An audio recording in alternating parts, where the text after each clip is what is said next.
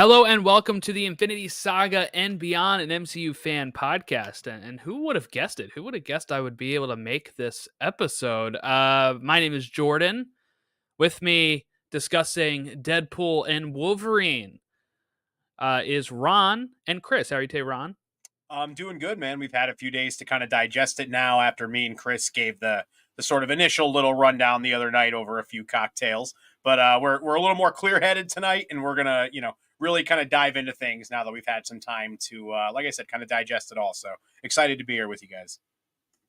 And Chris. How are you today, Chris? I'm doing great. While this will be a more sober conversation, I did not sober up on this movie. I am still drunk in love with the Deadpool and Wolverine. All right. Yeah. I haven't listened to your episode yet, so I'm in for a treat when I get a chance to listen to it. But I saw this movie late, like 8 o'clock last night. Got out of the theater around 10 something, and then come home, get ready for bed, and then today I've just been taking care of the baby all morning, and now getting a chance to actually talk about it. That's what I was referencing to earlier. I was not supposed to be on this episode because originally my son was supposed to be born 11 days ago. He was actually born 26 days ago. So it gave us enough time to kind of get settled. And my dad wanted to take me to the movies, and my mom helped my wife. So it all worked out in the end, and I got to see it opening day still. I mean, Friday, not Thursday. But that's the not a real fan opening day. Yes, yeah, exactly. Like the casual fan opening day of Friday is when I got to go see it. And maybe I had a more casual fan audience too. We'll talk about that. So I don't even really know where to start. Deadpool and Wolverine, directed by Sean Levy, written by Ryan Reynolds, Rhett Reese, Paul Wernick, Zeb Wells, comic book writer Zeb Wells, and Sean Levy wrote this movie. Starring Ryan Reynolds, Hugh Jackman, Emma Corrin, Morena Baccarin, Rob Delaney, Leslie Uggams, Aaron Stanford, and Matthew McFadden. And it was released July 26, 2024 in the United States. And is currently blowing up the box office, by the way. 6th best opening day at the domestic box office, an A cinema score, which seals Deadpool's trilogy as all A's, and has a shot at 200 million opening weekend, $200 million box office haul, which would be, I think Avengers was 200.7 or something, or 207. Like you could go back to 2012 and tell somebody that a Deadpool movie might actually outgross Avengers on opening weekend, and people would say, "Who's Deadpool and why do we care?" Yeah, no, it's crazy, dude. It's smashing records already. Even the Rotten Tomatoes is still up. I think it was 97 last time I saw. It's the kind of I mean, there's some critics out there, obviously, and people are saying some stuff that we'll get into, but Marvel needed a for the most part, critically acclaimed kind of hit, and they definitely have one on their hands. Absolutely. I think this is a smash hit. I think it is a movie that plays much better for a real nerd, like a fan that's been invested in all this stuff. But I don't think it's a movie that's a miss for the general audience. Therefore, I think they really have something here that's going to stand the test of time. The A Cinema score is a really nice thing because that shows that it's kind of consistent. Everyone's kind of digging it for the most part. And that's all we can really ask for nowadays. I mean, this is much better than I even thought. Yeah, and Jordan, but just really quick before I want to get to your thoughts on the movie in a second, because you're the only one that hasn't given your actual thoughts on the movie yet. But Chris, one thing you mentioned about how it kind of plays to both audiences pretty well. A lot of the criticisms that we've seen have been the classic of like, oh, you feel like you got to do homework. Oh, I had to see this and I had to see that. I would understand if this was like an Avengers movie and they did that. This was a movie that from the rip, when it was announced, was rooted in nostalgia. Half of the main cast is essentially a nostalgia cast, with Hugh coming back and, all the years that he played it. Like this movie was always going to be one that was going to play better to, longtime fans than it's playing to the sort of general audience. But I mean, Jordan, we talked last night and you mentioned about how your dad, like, even though he didn't know all this stuff, he still kind of dug it. And I think for the most part that's kind of where everyone's at. But I just, when I see the criticism of like, oh, you know, I felt like I had to watch all this stuff. I'm like, what did you expect coming into this movie? Like, again, the whole draw of the movie was the 25-year Hugh Jackman Wolverine coming back, and it just, of course, that's what it was going to be. Yeah, I've been kind of confused by that because people saying it wouldn't play for the casuals when, by all accounts, it is. Yeah. A score, $200 million opening weekend, like it is playing to the casuals. Mm-hmm. This is making it's favorable post tracks, which are like another thing after you exit the theater, is on par with No Way Home's post tracks. Okay. Now, of course, it gets an A cinema score instead of A plus for No Way Home because it's rated R. So it does change kind of that goalpost a bit for that. But when you're talking about a movie that is most likely now going to reach $1 billion, I was kind of hesitant to ever say that because there's only been like one rated R movie that has, and that's Joker, right? It's like very rare for a rated R movie to get $1 billion. $200 million opening weekend, $450 million opening worldwide, supposedly. It's going to reach that billion most likely, right? So probably pretty easily. Billion, you have to be able to play to casual audiences, and this is, you know. And like I said, when you mentioned what my dad said, right? Because we had the Channing Tatum of it, right? I mentioned seeing Channing Tatum in this movie, and he was like, "Yeah, so did they like almost make a movie with him because of what he said?" And I was like, "Yeah." So he got it just from Ryan Reynolds' joke, like the Deadpool joke, and I think that works so much better. The homework stuff can kind of get put on the back burner on this because you have somebody that breaking the fourth wall that can fill you in. Yeah. And like what, you know, when he's like the TVA from Loki season 1, episode 5, like Goliath. Yeah. He's like Goliath. Loki yes, season 1, episode 5. And you're like, yeah. So guess what? If people didn't even know who Goliath is, him saying that, they're like, okay, it's from the Loki show, whatever. Like they don't actually have to have seen it. They explain what Goliath does, right? And they explain what the Void is. Like you don't have to have seen Loki at all. You don't have to have seen Elektra, which guess what? I haven't seen that. Me either. I did not need to. I knew she played Elektra because she was also in Daredevil, right? Yeah. And I haven't seen Blade. And guess what? I know who Wesley Snipes is, and I understood that, right? Sometimes just that stuff from the cultural stuff that you know going in or afterwards, you can look it up and get a laugh of it later too. Like you don't need to know it all at the front. It's not hinging on the plot doesn't hinge on the cameo that you're like, well, I haven't seen Elektra, so this all falls apart for me. Guess what? Nobody saw Elektra. The inside jokes didn't ruin the movie. I mean, there was definitely things that you or I or Ron are going to get out of this that a lot of people want. I know I went and saw it with my mom, and I there are some things that I don't think she appreciated the way that I did, but she had a great time at the theater, and we talked about it on the way home, and it was really nice. Like, so I think this is an accessible movie, especially because of the fourth wall breaks, like you guys said. And I don't think that there's, I think a lot of that is posturing and narrative making and almost other agenda-ing. And I think if you just like talk about the movie, like if you were lost in this movie, I don't know where you were, because I mean, it held your hand. It really did. Yeah. Again, just to go back to the Loki example, that was like the perfect one, but they did that all throughout the movie. Like could not, almost held your hand to the point where it was like kind of a joke how much they were doing it at times. So yeah, I totally agree.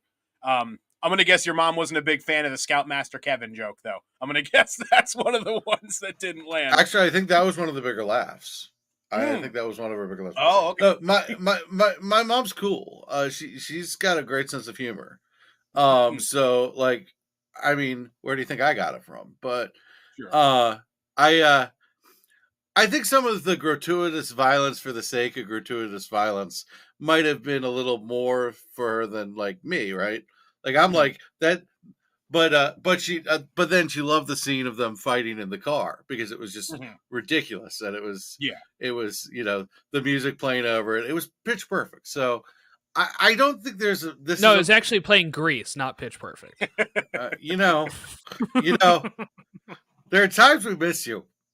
That second was not one of those There's times. times where we don't. Yeah, I was Okay. gonna say he didn't lose his fastball about derailing us mid thought. Very funny. Very funny. Couldn't help it. You're good. Yeah, so let's talk about the movie.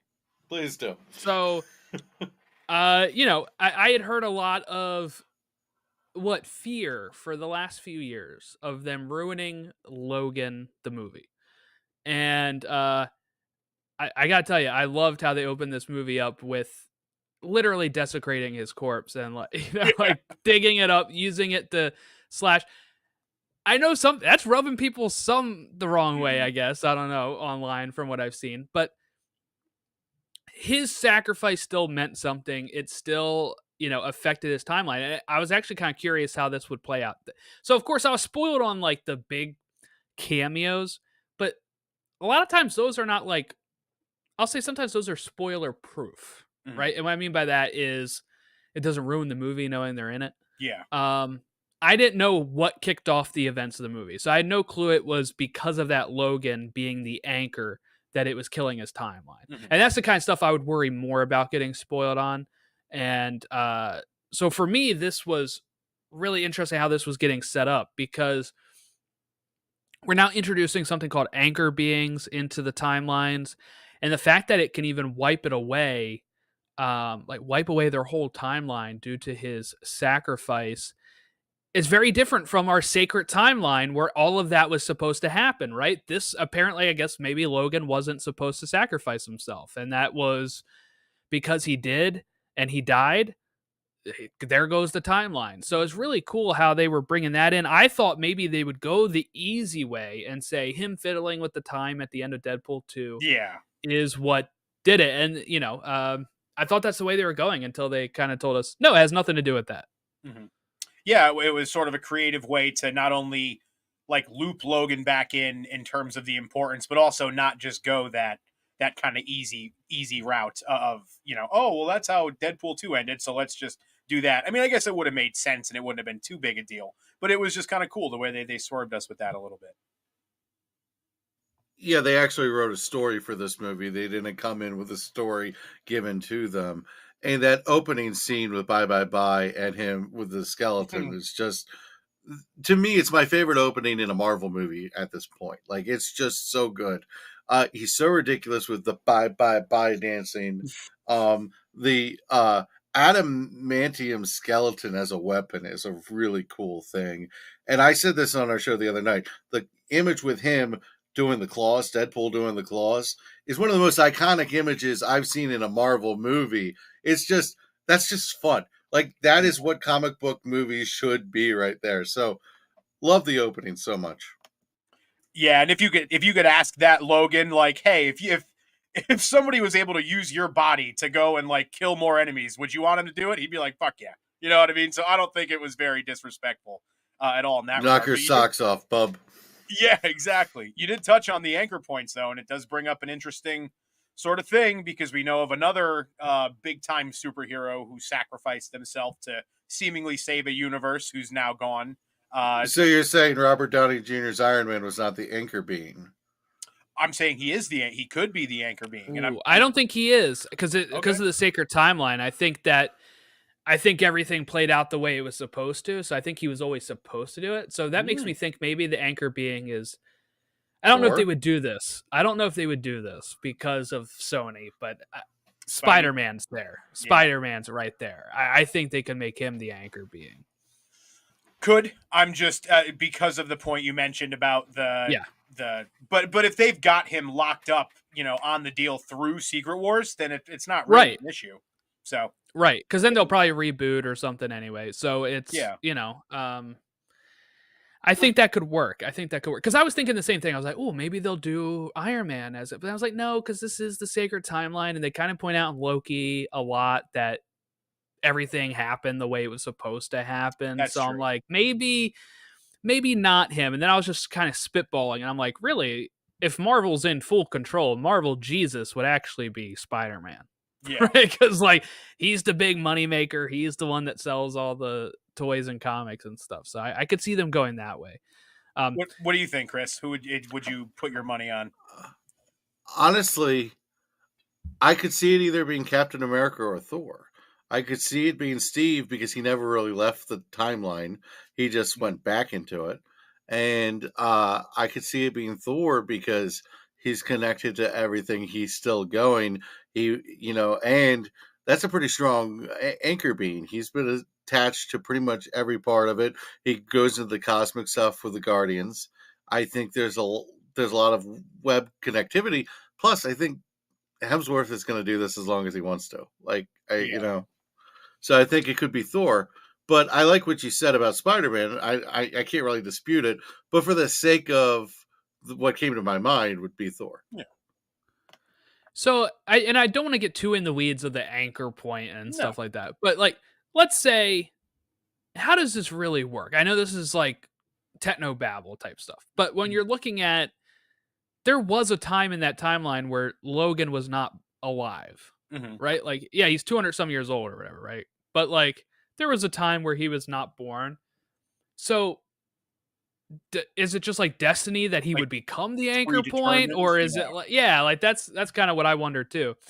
Or is it something where it's like the most heroic person in every it's something you become, after you're born. Yeah. That's interesting. I feel like I would probably, like, for creative purposes, go the latter, just because, if someone's the most important, like, and heroic figure, they should be the anchor point,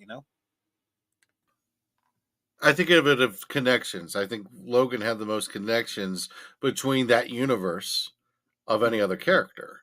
He could branch over into so many different characters that's probably why he was the anchor being. Also, it's very convenient for story purposes. Yeah. All right, so we also had it kick right off with Happy Hogan, right? Deadpool is trying to get into the MCU, and this is supposed to be when he's using the cable time travel device after Deadpool 2 events, right? And he gets turned down. And there's some jokes about how, Robert Downey isn't doing the cameos anymore, stuff like that. I loved, speaking of Spider-Man too, I loved how they very, like, strategically framed the picture with the Iron Man helmet in front of where Peter was, so they didn't have to pay Tom Holland for an appearance and, like, burn another appearance off his contract. Because there's that picture. Is that how that would work though? If it's footage like that? If you show his likeness at all in any format, it counts. Yeah. And believe me, he would make sure it counts. Oh yeah. But it was creative the way they did it though, and it was kind of like a subtle confirmation of something we already kind of knew of the kid from what was it, Iron Man 2, that was wearing the Iron Man helmet, and he's like holding up the palm thing. Yeah. So they had that exact helmet in front of where Peter was to, like, kind of signify of that rumor that we were all, again, I don't know if it's been exactly confirmed before now or not, but this is basically confirmed. I think it's been retconned to be that. Yeah. I don't think they've actually officially put it in anything, but I think it was at a panel that Tom Holland said that, or somebody said that. Yeah. So yeah, I thought that was cool. But yeah, just seeing Happy again, that was a very happy surprise, no pun intended. Very, actually, pun intended. That was I was gonna say that was definitely one. That was a layup. Yeah, it was intended.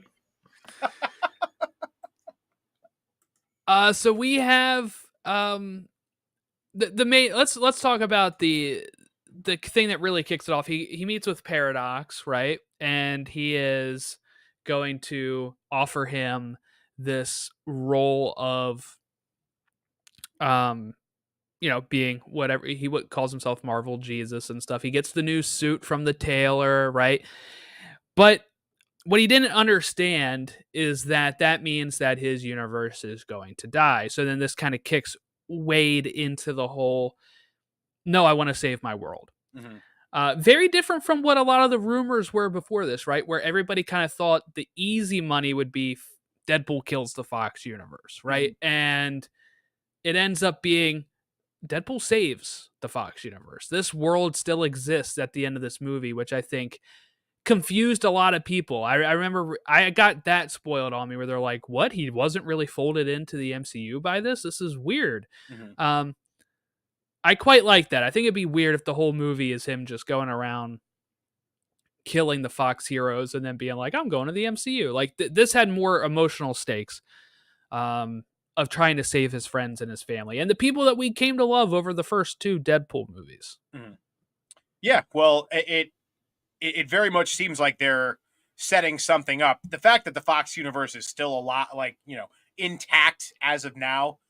If this was really going to be the end, there would be no shred, no doubt about it. They wouldn't leave a crack in the door of anything if they weren't planning on using it again. So I think it was just all, the Secret Wars is going to be the Fox universe versus the 616 universe. Them colliding, incurring upon each other, if you will. So I think that's the main reason they kept this universe alive. There's still some steps to go to see how we get there. But here's our first one of these of the night. We'll see with Comic-Con about to air in a little under 2 hours here. So we'll have a lot of. And this episode's gonna probably be out after obviously the Comic-Con news, so you may know more than us, and that is what it is. But we're recording this 2 hours before Comic-Con. Mm-hmm. But yeah, it seems like the reason that one was left alive is because that's the one that's going to combine with ours and end up going to Battle World, which seems more and more by the day is just going to be the Void. I know we've mentioned that in past episodes, but I think this movie pretty much confirmed for me just seeing how big it was and all the different landscapes. It's not just this giant desolate ball of nothing. You know what I mean? There's woodlands, they had a whole like pyramid area. There's these kind of rolling grassy mountains where we meet Happy Pool for the first time. So just like the way it's set up, like in terms of the terrain and all that stuff, it's got to be Battle World at this point. That's my story, and I'm sticking to it. I like it. I mean, it makes sense. It set up that very well. I thought the Deadpool variants were one of my favorite parts too. So I also think it's funny because she's like, we get a lot of Deadpool variants. We don't get a lot of Wolverines in here. Yeah. So that was interesting. Well, that's what I was gonna pivot to here. Actually, is I'm helping you out, man. Yeah, we get the in the next part of that story, right? He's looking for the next anchor of Wolverine, and he goes through all of these Wolverines that are references to comics and references to other stuff, but like one of the one with him on the X hung up is from a Uncanny X-Men comic cover. Then you have one that was from Old Man Logan, him on the guy on the porch with the shotgun. We get Wolverine versus Hulk. We get the brown and yellow suit, which was a fun little tease. I do think we're gonna get that in Secret Wars as well. Actually, we got the Cavalrine. Yeah. Henry Cavill. Yeah, we got him with the reference, of course, that they would treat him better than down the street. So right? Funny. Yeah. So then we had, of course, comic accurate Wolverine on height. I'm glad they played into that too, because that's been for as long as Hugh's been playing the character, that's kind of been a thing that's been out there of people like kind of sticking their nose up at him because he's not 5'3". So the fact that they were able to again just have a little fun with that was good. They did a very good job a few times in this movie of the sort of self-deprecating kind of humor like that. It was that in the yellow suit, so we got both things out of there. So yeah. We also got Age of Apocalypse suit of him where he was in like the rain in the alley or whatever, and they were fighting. Black with the with blue. Yeah, I forgot about the Hulk one too. That was really cool because you see the brown and yellow suit and you're like, oh, this is another classic Wolverine, and he mentions, oh, you fought Hulk in that, and then of course Hulk's right there smashing him. So that was cool. And then eventually he falls into this Logan that becomes ours, and he was a Logan that has lost all of his X-Men as well, and that's why he wears the suit. Apparently, Scott has always tried to get him to wear that suit. So now he feels bad and wants to kind of live up to who everyone thought he could be. And he's a drunk at this point, and they call him the worst Wolverine. Well, I guess let's get your thoughts on this Wolverine and the portrayal by Hugh Jackman, and that's going to be kind of the focus of the whole film here. Chris, you want to kick us off? Why not? I love this Wolverine. I love this Wolverine. I love at the end where they say all the things can't fix it because it's what made you who you are and the hero. And it was so there's something to root for with this Wolverine, and there's depth there that sneaks in, and I just think he's hilarious. Actually, I mean, he's cranky enough, but just cranky enough. Like he's not overly cranky to the point where it doesn't work. He plays so perfectly off of Deadpool that I feel like it was the perfect Wolverine. Like we say, he's the worst Wolverine, but there wasn't a Wolverine better for this one. I think this is honestly my favorite interpretation of Wolverine because I just think there's so much meat on the bones. And, it's funny. They joke that they're going to make you play new Wolverine till you're 90. And I'm like, I don't want that, but they did leave a lot of meat on the bone here. There's a lot of stuff we can do. So, if they keep Hugh Jackman involved, which I think they will for a little bit right now, I like this Wolverine a lot. I like where they left it. Mm-hmm. Yeah, he felt like he was definitely the straight man of the duo, so to speak, to Deadpool's more quirky kind of out there-ness. But I felt like he wasn't so much of the, I don't want to say one note, because Logan's never been one note, but I feel like he was a little more comedic and a little more loose kind of coming back to it after all this time, especially given the last time that we saw him was Logan, which was a great movie, but one that just beat you down the whole time and didn't really pause for joy much. So to kind of, have a version of the character that's a little more lighthearted, but still retaining that sort of core of like being the serious one, I thought was really cool. And yeah, to your point, Chris, there's still a lot open there. We would love to see him reunited with other X-Men characters and, maybe be able to say something, even though it wouldn't be the ones that died in his universe, just to, be able to, I guess, see them all again and maybe say some things to them that he didn't get the chance to say to his actual counterparts that passed away. So there's still some stuff there that you can build on as we go into Secret Wars, knowing that he's probably going to be a pretty substantial part of it. Yeah, they really, the Scoopers really struck out again, didn't they? Who they said was going to be in this movie. I mean, they got, they got the main ones right when it comes to Evans and Snipes and all them. But I remember people trying to say this was going to have all like Patrick Stewart and Ian McKellen and all of those X-Men, and it didn't. And to be honest, I'm kind of happy it didn't. I felt like that would have made it a little too overstuffed. I think this focusing on that core group of people that were in the void, I thought worked the best. And then, we'll probably maybe see those people, other iterations of those people over again at another time, right? Like if we do Secret Wars, yeah, maybe we get to see Charles or we get to see Magneto and stuff. But well, that's why I just remember they didn't want to blow all that, when we've still got right 3 years before this thing all culminates. They gave us just enough in this one to still kind of be like mind blown walking out of the theater, but there's still a lot there, in terms of those big moments for sure. The cameo's going to take over the movie. That's the whole thing here. It got away with what Multiverse of Madness for some reason didn't. It had the cameos it needed to tell the story. And the cameos were some fan service, especially with the Captain America. He's going to say it, and then flame on!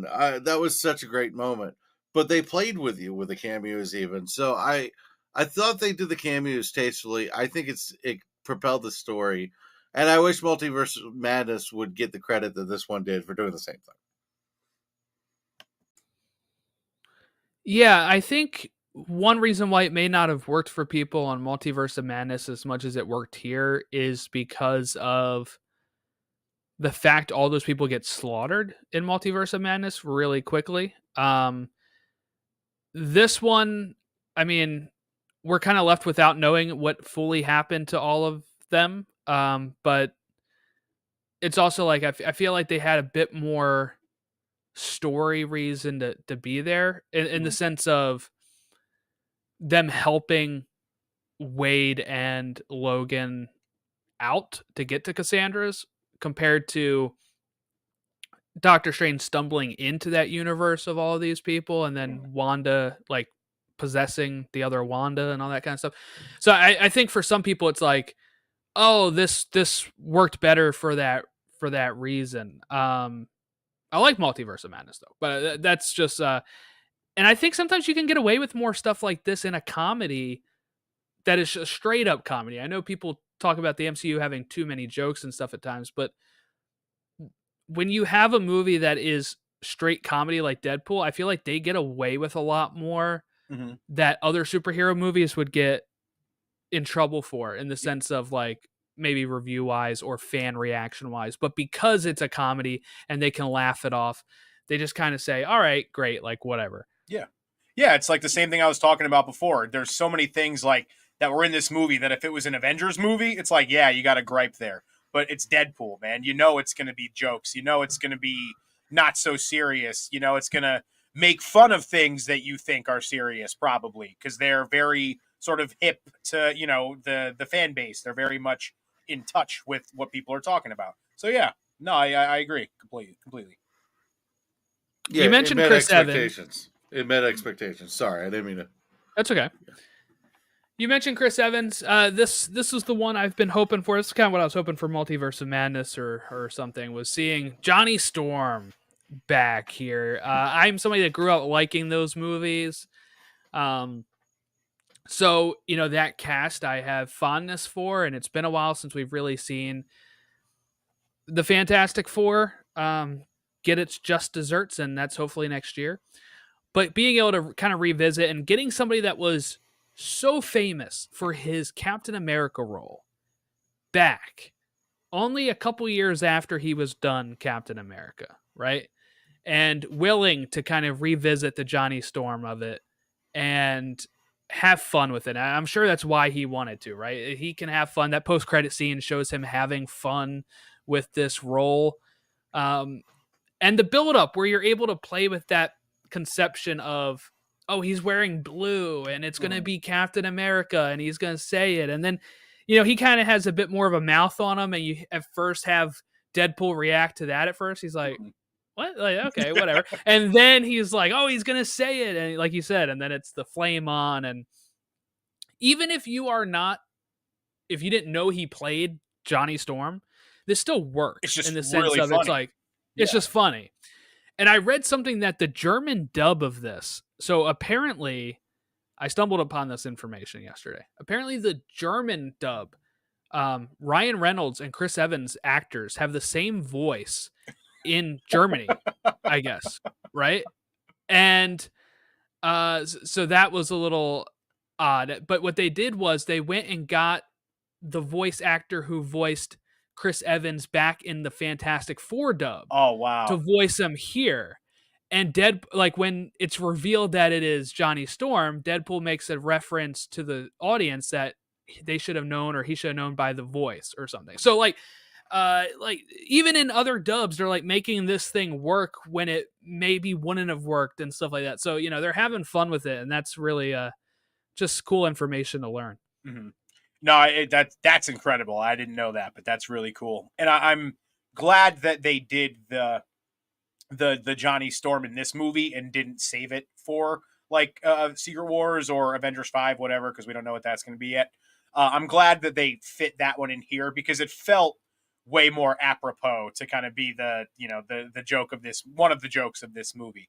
But they also do, like, he makes a throwaway line about, like, he's explaining the Void to Deadpool and Wolverine, and he's he goes over this whole spiel and he's like, yeah, at least that's what Reed used to say. And they Yes. don't mention that he's dead though, but this is a Reed Richards that we now know has a pretty vast, knowledgeability about the void. So that him being the maker theory that I threw out there, like I think when we were talking Deadpool or X-Men 97, that's looking better by the day too, if I say so myself. Interesting. Yeah, you did have that theory, so that's that would be funny. And I do like your theory of Battle World just being the void. You don't have to introduce a whole nother place. It's just like, boom, this is where everything goes anyway. It Mm-hmm. has the mixture of everything. Let's just do it here. People Yeah. are familiar with it. Like it's so much easier than it trying to removes, explain something else. like, I don't know how they would fit that whole, like, the Beyonders and then Doctor Doom. Like, that's such a tough thing to try to shoehorn into it this late in the game. So I think if you could just kind of bypass that altogether and just simplify it and say, hey, yeah, it's the void. They have to go to the void or else they're dead. So, like, their universes are destroyed. Their only option is to go live on the void, I think is a lot more clean and would probably make a lot more sense given the last, like, 2 years of storytelling, 2 to 3 years. Yeah, and like you said, so yeah, that's a good idea. That then they can, because Cassandra was going to blow up all those timelines and only have the void. Mm. So that means that the void can exist on its own. Yep. Right, and then you would have everybody go to this place, and then when the movie's over and they're able to reset something, you have your new world that maybe incorporates all of it or something, right? Mm-hmm. Like, then you kind of can go from there. Yep. But back to this movie.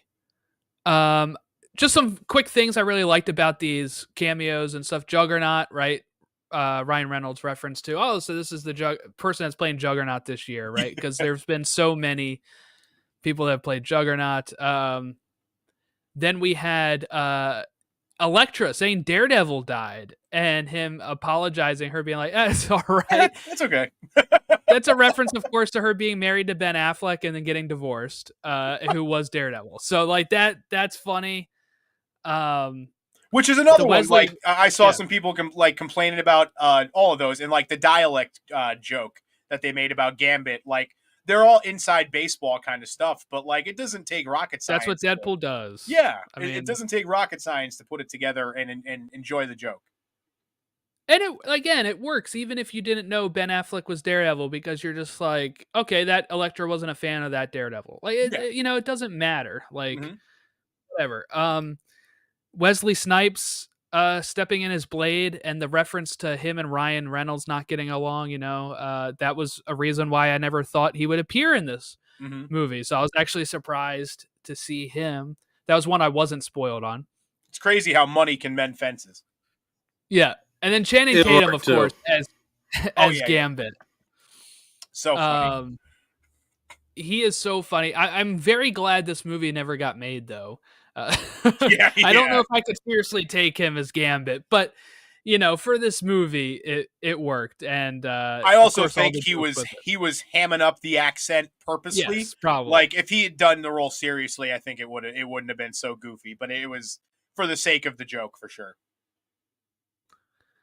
Yeah, I saw somebody say that they're from New Orleans, and it sound like he sounds just like them, and I'm like, all right, if that's what you think. To me, he sounded over the top, but if you've ever heard someone from the Cajun area of the country talk, it was pretty spot on. But you could also totally tell he was hamming it up, but it wasn't too far off. Like,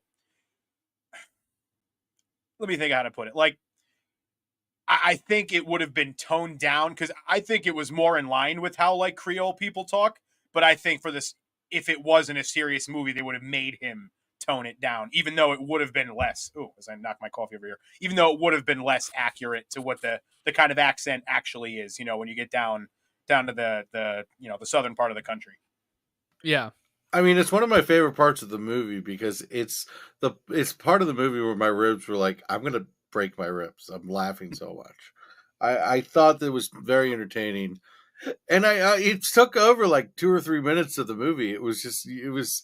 They got their worth out of that cameo. They really put everything they could into it. I love when he used the charged up cards to attack the bottle.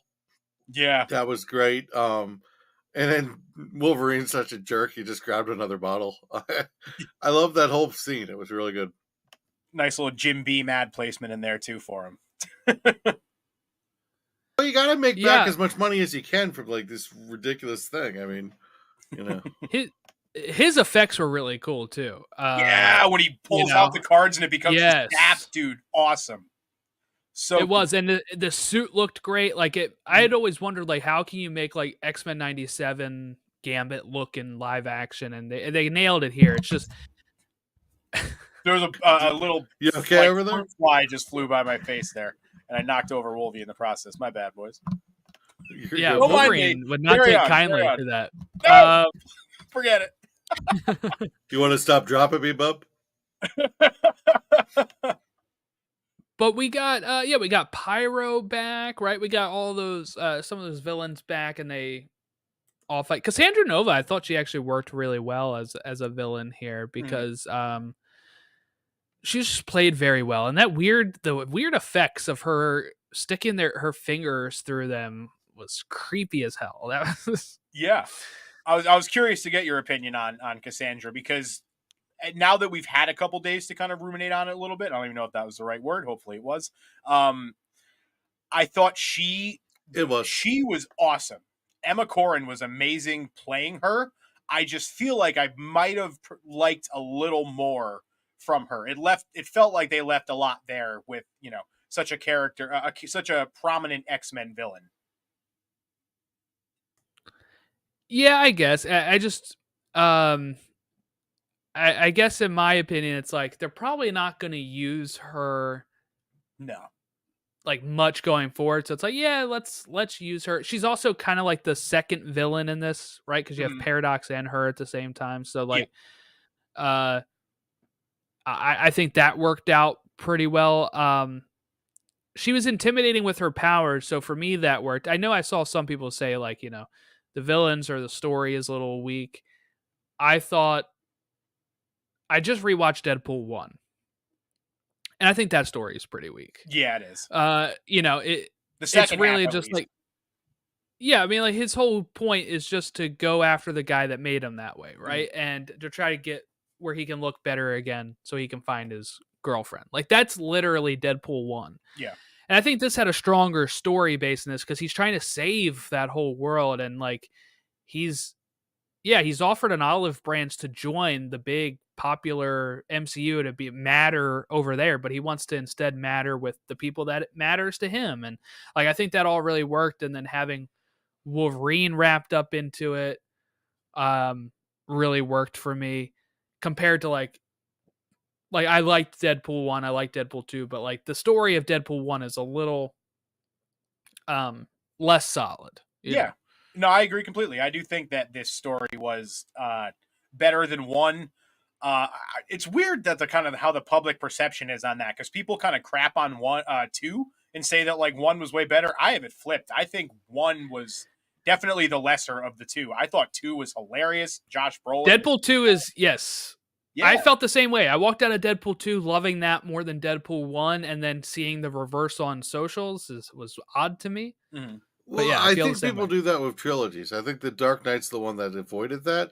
But like Guardians 2 is always thought of as the lesser one. And I love Volume 2 is like my feel good movie. So I'm like, what are you guys like? Don't get me wrong, I like Volume 1, but like it's like, what are you guys smoking? I mean, I guess the Dark Knight and Amazing Spider-Man, not Amazing, Spider-Man 2, with Tobey Maguire are like the 2 that got away with it. But I feel like most trilogies, the second one's the least popular one. It's just cooler not to like the second. Maybe in superheroes, yeah, because we got Empire too, which we gotta throw that. Yeah, okay. But then for every Empire, there's an Attack of the Clones. So your point is still valid. Well, the thing is, it's hard to live up to the first one a lot of the times when you talk about movies. I mean, the fact that we're on like number 36 of the MCU is like amazing when you look at what most franchises get to, right? Like even back in the 80s, if you had a second movie, a lot of times it was a whole different cast and it would just be the same exact story as the first movie. Weekend at Bernie's 2, right? Yeah. Like, it's like, oh, let's do that again. Yeah. Those type of movies where it would be they would take like a whole new cast, or they would and they make it a cheaper version, and people. That's why sequels used to have such a bad connotation to them.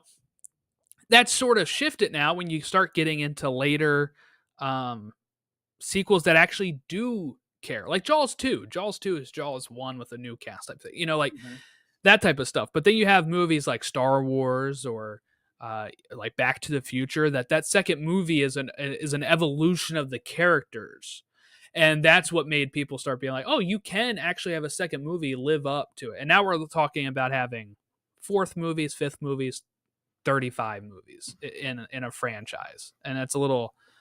Yeah. You can't be like the first one's the best. First one was Iron Man. That's the one that's not the best. Yeah. It's good, but it's not the best. When I think of bad sequels, I think of the Speed franchise. Speed 2, like they're on a boat, like the whole, like that franchise just became ridiculous. So, like right away. So when I think of bad sequels, I think of that because Speed, the movie, the first movie, one of the best movies ever made, or at least enjoyable. I don't think I've seen Speed. Yeah, I don't think I have either, unfortunately. Oh my god! I thought it was, oh wow. I watched that. Me and my brother used to watch that. We had it on VHS. We watched it like once a month. It was ridiculous. Like wow. Yeah, I don't know if it was that much, but we watched it a lot.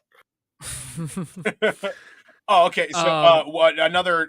We were talking about the cameos. We forgot to mention Laura. I mean, yeah, I was going to set you up for it. I don't know how much you talked about it in the last episode, but she's had a big month. She was part of the Acolyte, and now here she is, Daphne Keane, back as Laura X-23. This was spoiled by the final trailer right before the release.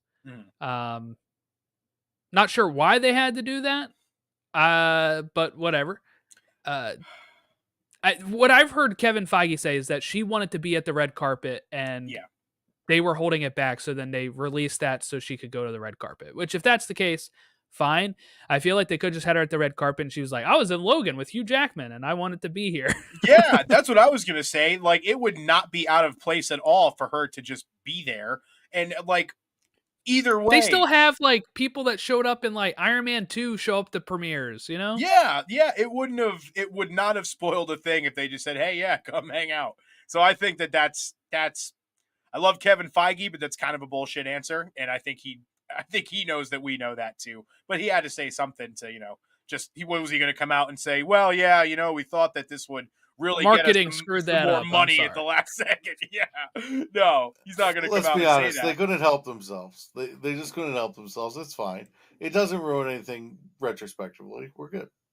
Yeah, no, it doesn't ruin things. I just for me as a big time Laura fan, it would have been really cool to see that moment just play out naturally. Either way, though, it didn't take away from me at all.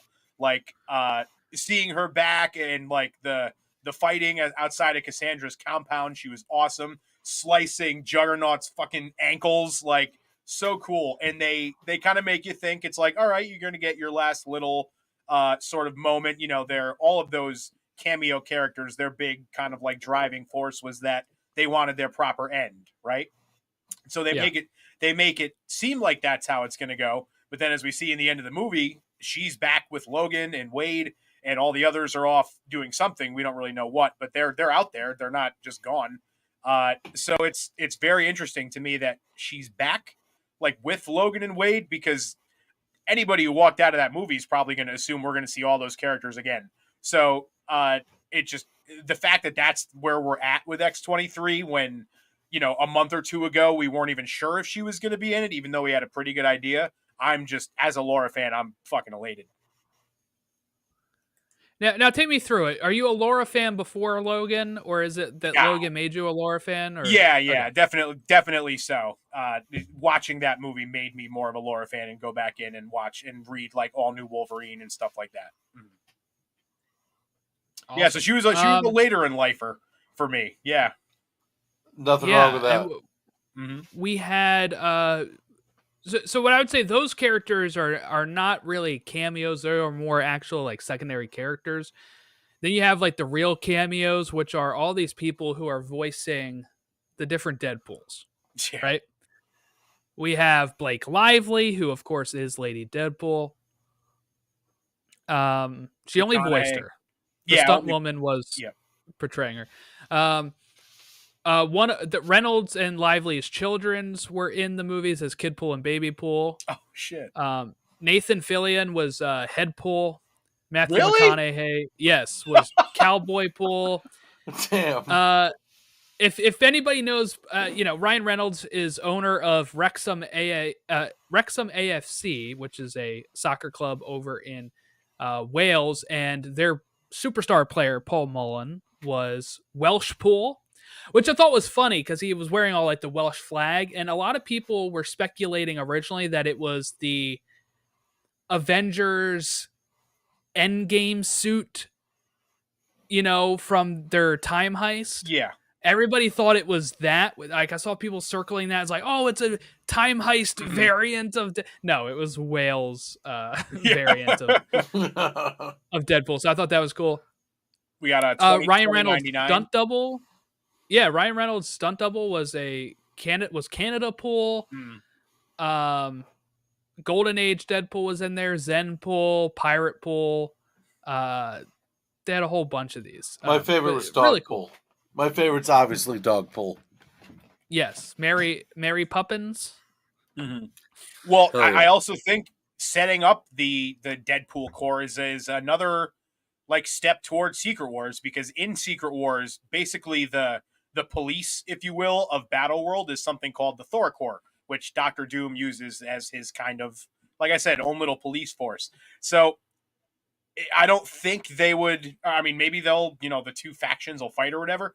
But the fact that they were working for Cassandra in this movie leads me to believe that they're pretty easily persuade, in terms of like, needing all. I mean, Cassandra's very powerful, but I feel like somebody is still gonna have to run Battle World, so to speak. Like the main antagonist is still gonna have to be like at the top, ruling things and stuff.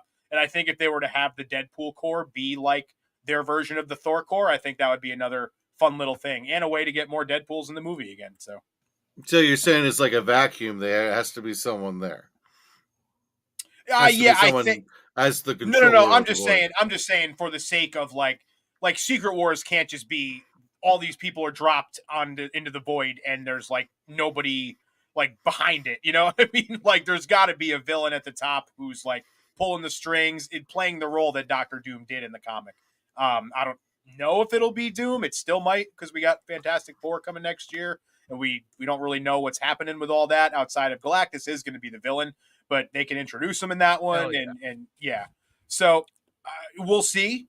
But I just, knowing that the Thor Corps is such a big part of Secret Wars, and we just got the Deadpool Corps, which is different, obviously, but I feel like that's something they could utilize. Yeah, they could even just have it be Deadpool again, right? Like you said. Yeah. And instead of Thor.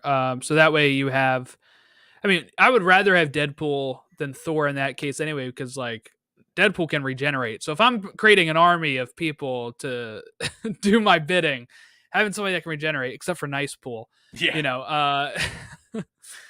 would be pretty great. Mm-hmm. You're gonna make it, buddy. You're gonna make it. Yeah. Okay, so post-credit scenes. I have a question for you here. Yep. Does Deadpool manipulate this somehow? Or was this actually something that Johnny Storm did?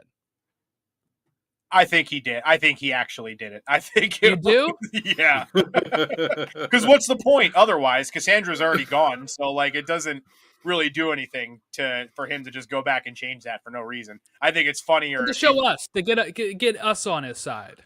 Could be. I think it's just funnier if it's like, see, I actually wasn't fucking lying, even though it was, because they make you think. I mean, they make you think you saw the whole conversation. And then to like throw that in and be like, oh, actually you didn't. I thought it was funny and creative. Because I saw a theory that he went to an alternate universe to where he did say that and had the camera set up to record it. So I thought that was interesting. But I don't know what to believe, I guess. Because he is very... I'm just too busy laughing to think about it. Yeah. Johnny Storm is very taken aback when he starts saying all this stuff. Yeah. You know, Yeah. like what? What? Well, that just makes it even funnier. Yeah, He's just, it is. If he did say all of that, and yeah, then he's I like don't even know what having half to those act. words mean. Yeah, yeah. It's like you're a great liar, Johnny Storm. Yeah, good stuff. Good stuff. Yeah, it was fun. I was a little disappointed that they didn't make a Bond joke with Mr. Paradox. I thought he's like, I'm Paradox, Mr. Paradox. And I was like, Mr. and I'm like, I'm literally sitting there going, Deadpool left an obvious joke just there. Because like if I'm thinking like maybe it would have been too on the nose, but I that was it's such a small disappointment. But I was like, how do you not do a Bond joke there? Yeah, I am kind of curious. It could be the Bond joke doing the Mr. Paradox after saying Paradox. I think that was the intent. Yeah, and I think Yeah. they just didn't want to be too on the nose, like you said, Chris, about it. How did you guys feel about the only post-credit scene being kind of a gag, though?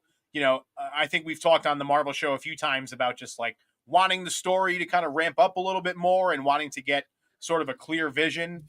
So, like, did you feel, I don't want to say shortchanged, but did you feel like, we could have maybe used something in there to throw another connective thread towards where all this is heading?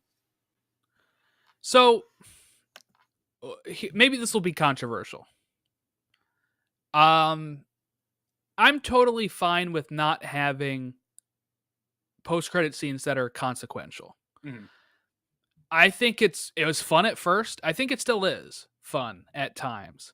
But we've had so many that have meant nothing so far that we're trying to set up stuff. I'm not talking about ones that were jokes. I'm talking about ones that were trying to set up stuff that ultimately have gone nowhere.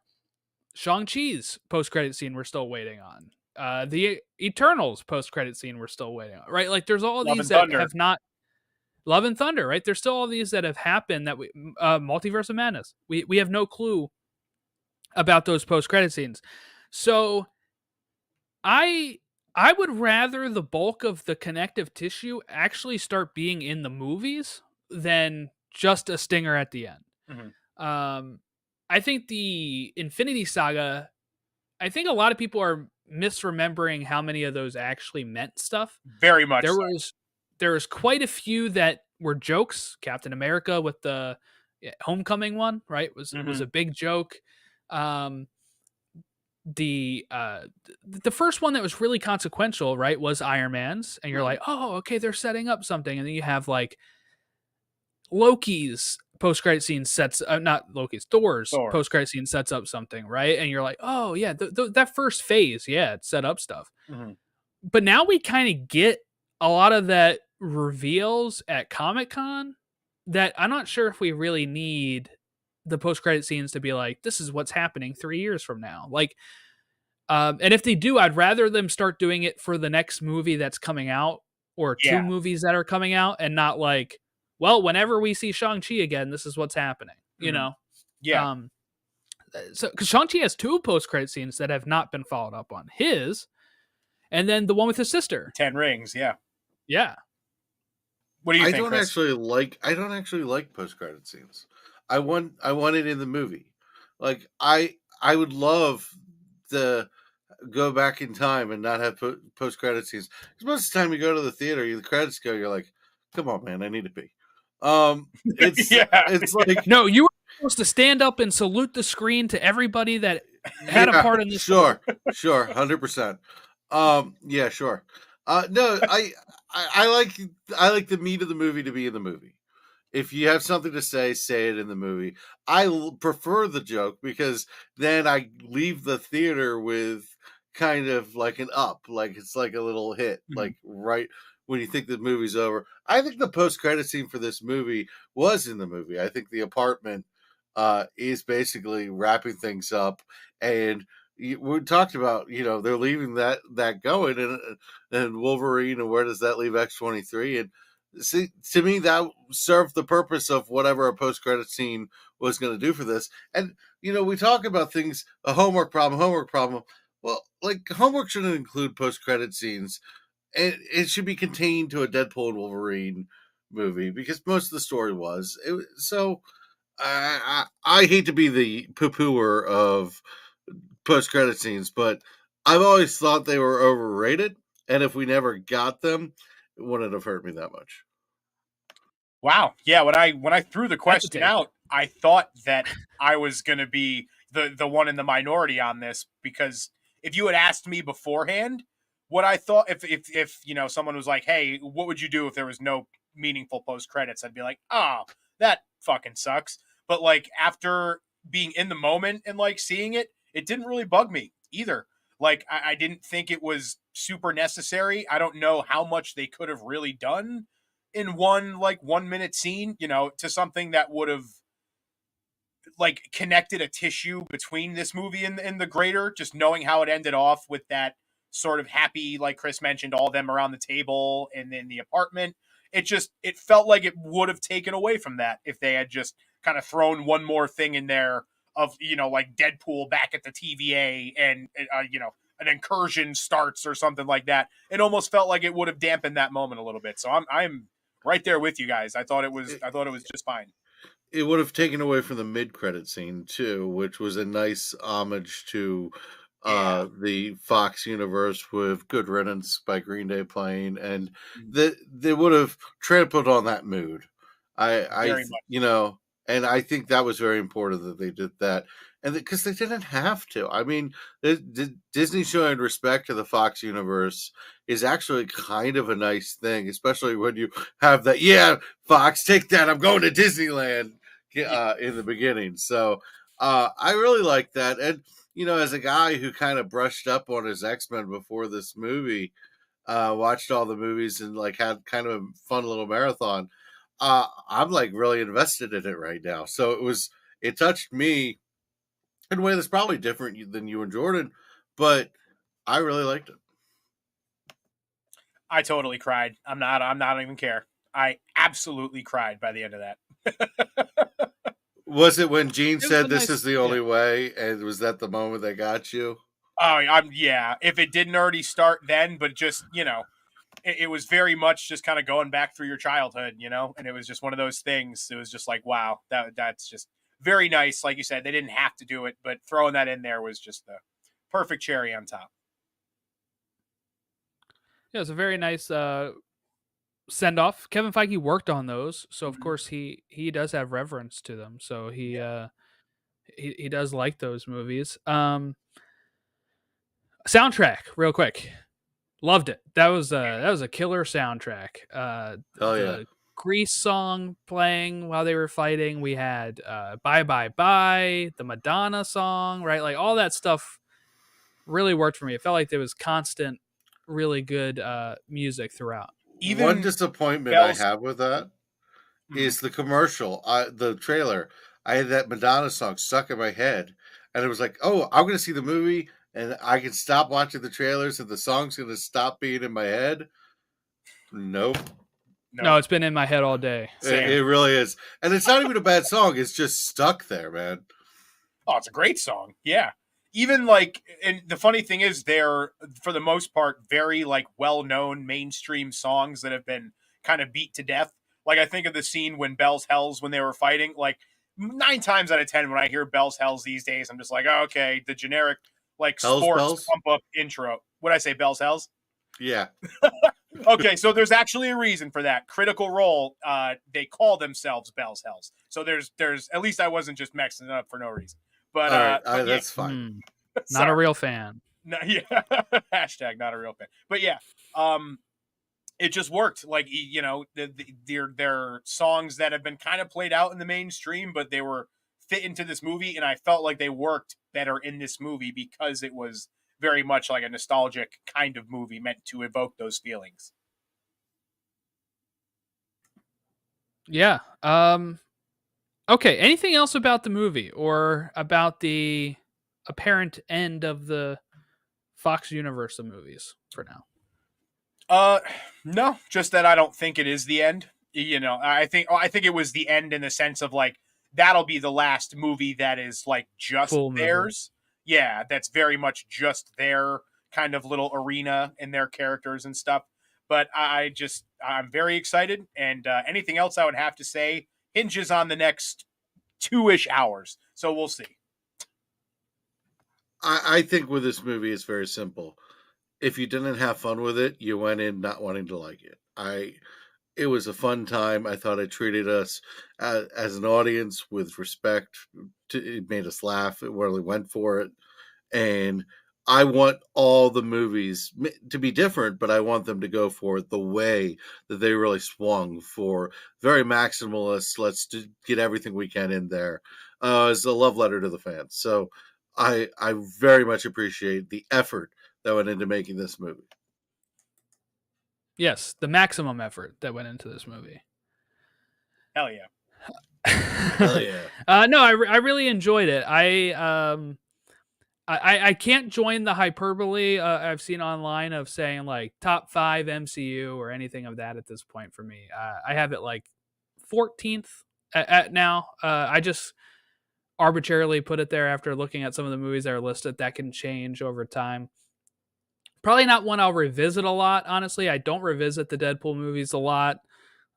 It's tough to. My wife can't really handle these. So, like, if I'm going to, I'd have to be like, well, I'm going to be upstairs for 2 hours watching this movie by myself. Yeah, so they're not movies you put on to unwind. You know what I mean? No. So that's why, like, when I rewatched Deadpool 1 this week, it was the first time since theaters. So it was... Wow. Yeah, it was the first time I've had a chance to really sit down and watch it since. So, but yeah, so I mean, look, it's doing well. It's going to be probably $1 billion movie. Everybody's like hashtag MCU is back. Though really, they just said that when Loki season 2 was airing. And they also said when Guardians 3 just came out. We only had one other project in between that, by the way, and that was the Marvels. Baby, we are so fucking back right now, at least until February when the next movie comes out. But as it stands right now, we are fucking back. Well, hold on. Agatha could, some people are down on the Agatha. Actually, the that MCU, makes more sense. I was going to say the MCU is... okay. Sorry, Chris, go ahead. Okay. The MCU is now Texas football. They're back every single year. And they're not back. And then they're back. And then they're not back.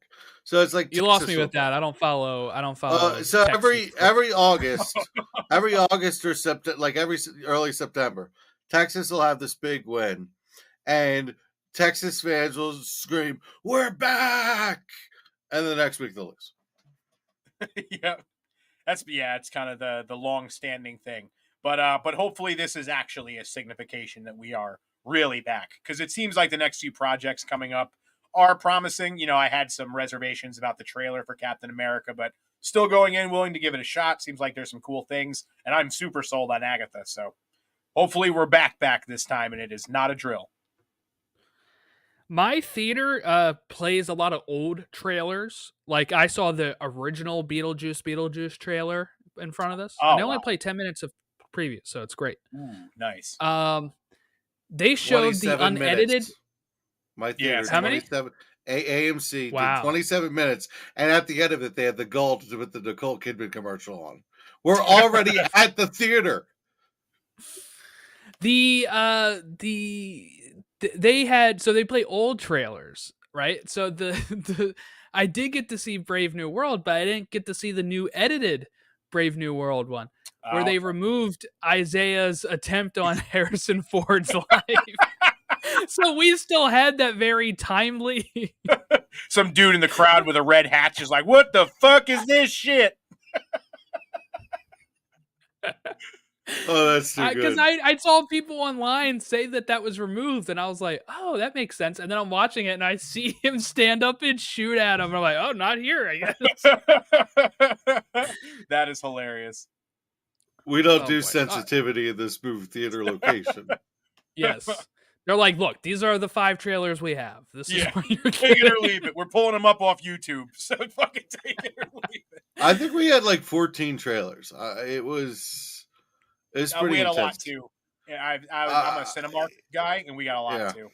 AMC went 27 minutes plus the Nicole Kidman thing, plus the concession stand thing. I was like, dude, it's supposed to start at 4. Now I know the previews are going to start, but 30 minutes is ridiculous. That's how it was when I saw I think Phantom Menace. It was a lot of previews. All right. Well, Packed that'll wrap crowd, us though. up here. Oh yeah, my crowd. Real quick, let's say how crowds did. Mhm. My crowds liked it. I don't think they got some of this stuff. They got the jokes, but I mean, like, there was no like pop or anything for these characters that appeared, except Oh. maybe Chris Evans. Yeah. For my theater was actually pretty good. You know, that's kind of one of the good parts about like when you go to the first showing, you get like the real nerds of the nerds. You know what I mean?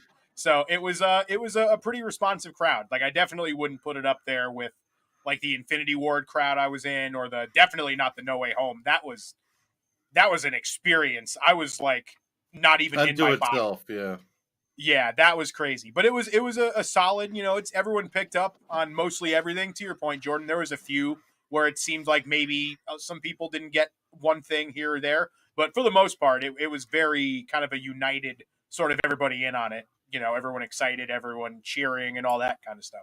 I'll give you the review of the lady a few rows back when the movie ends. Okay, she says that was better than the last 500 Marvel films. Oh, okay.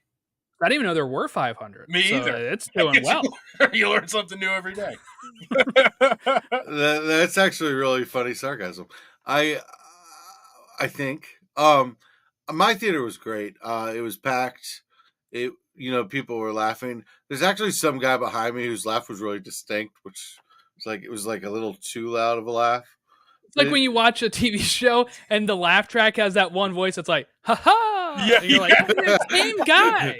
How'd you get in there? Yeah, exactly. So, but no, it was great. As I was leaving, I heard someone saying they were explaining the whole Fox universe to his girlfriend or something, and she's never seen these movies. But for the most part, it was a really packed crowd, and they were really into it. I think the cameos and the humor hit. Like, I think we all laughed really hard in the theater. We were down for the ride. I really enjoyed the theater experience. All right. You can follow us on our social medias that are listed in your podcatcher or on the description of the YouTube video. You can like and subscribe to us on YouTube, rate and review us on Apple Podcasts and Spotify. It helps more people find the show. Yeah. So thank you all for watching and listening along. The next episode you'll see is our Comic-Con live reaction as that's going down. That'll be in the feed. If you happen to have caught us live on the YouTube, you can, send us a comment. Disregard this message. Yeah, and disregard this. You know what you can do instead? If you heard this and you also watched us live during Comic-Con, drop a review for us on Apple Podcast. Yeah, now that we know we got you. All right. Thank you all for watching and listening. We'll catch you next time on To the Infinity Saga and beyond.